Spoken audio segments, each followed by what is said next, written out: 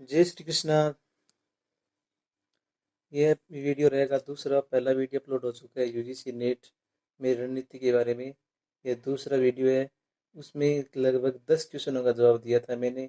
आज 7 नए क्वेश्चन है, उसका जवाब मैं दूंगा। सभी स्टूडेंट पूछते हैं। देखो, सबसे पहला क्वेश्चन ये पूछा मैंने मेरे को कि पहले कौन सा पेपर आपने हल किया था, फर्स्ट पेपर किया था या सब्जेक्ट का किया था।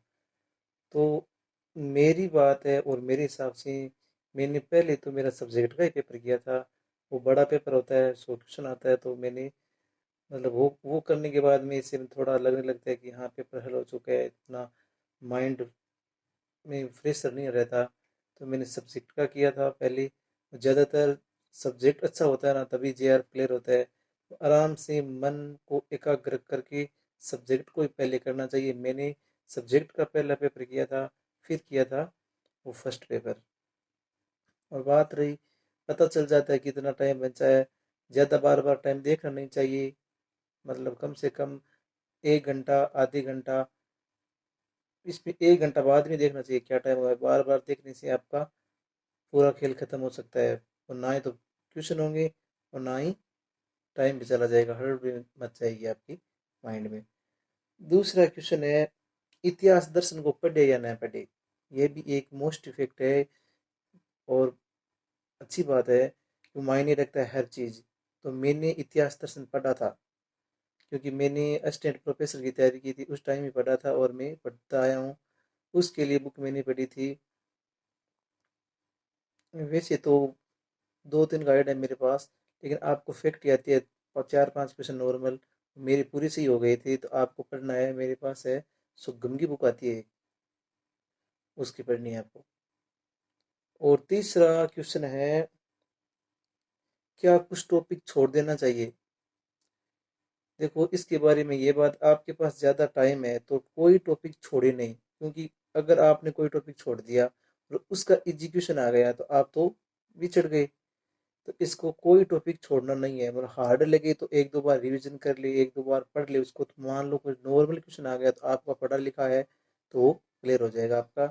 इसलिए कोई टॉपिक छोड़े नहीं, और कम टाइम है आपके पास तो उस टॉपिक छोड़ सकते हैं। मतलब कम प्रश्न आते हैं, उसे अकॉर्डिंग आप ठीक। और मैंने तो छोड़े तो फर्स्ट पेपर तो छोड़ा ही था। हाँ, मैथ छोड़ दी थी, वो तो मेरे को आती नहीं है। और फर्स्ट पेपर में कुछ छोड़े थे, लेकिन ज़्यादा नहीं छोड़ा। और सब्जेक्ट में तो कुछ छोड़ा ही नहीं था।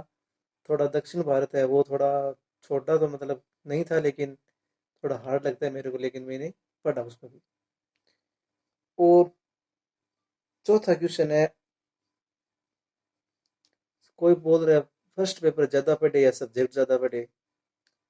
ये खुद पे निर्भर करता है कि सब्जेक्ट ज़्यादा पढ़े या फर्स्ट पेपर।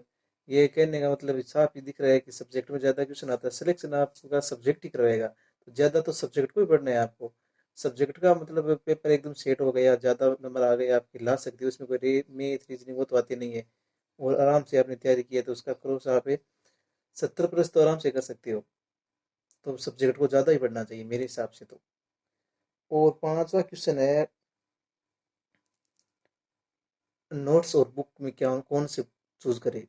तो सबसे पहले मैं बता दूं आपको, पढ़ते टाइम शॉर्ट नोट्स तो बना ही लेने चाहिए। कोई सन, कोई हार्ड टॉपिक में मतलब कोई क्वेश्चन, उसको लास्ट टाइम तो आपको बुक छोड़ देनी चाहिए 5-7 दिन। उस टाइम तो आपको नोट्स ही पढ़ने चाहिए मेरे हिसाब से तो। मैंने तो वही पढ़ा था।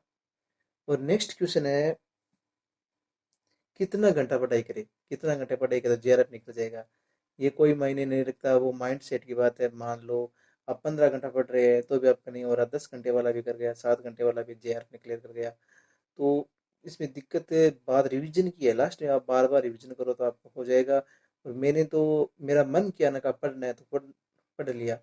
इसे सोचता हूँ कि यार अब सोना है तो सोना है, पढ़ना है तो पढ़ना है। फिर ज़्यादा ऐसा है कि मैंने सोशल मीडिया से मैं दूर ही रहा हूँ। उस टाइम मैंने कुछ इंस्टाग्राम नहीं चलाता, फेसबुक में नहीं चलता था, वो सब मैंने बंद ही है। सोशल मीडिया से मैं दूर ही रहता हूँ।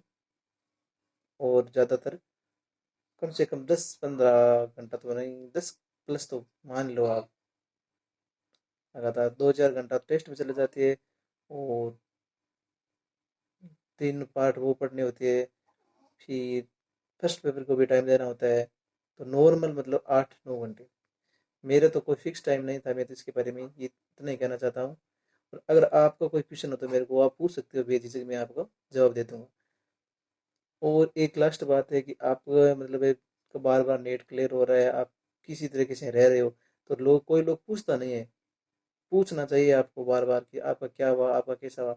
मेरा भी मतलब मैंने भी कई जनों से राय ली थी कि क्या हो गया, कैसे, कौन सी बुक पढ़ी है, क्या वैसे। तो वो बताता ही है, अपने हिसाब से अच्छे ही बताता है। और रियल की बात है, वो फायदेमंद ही होता है। और अगला कोई क्वेश्चन हो तो मेरे को कमेंट बॉक्स में ज़रूर लिखिए। जय श्री कृष्णा, जय श्री राधे।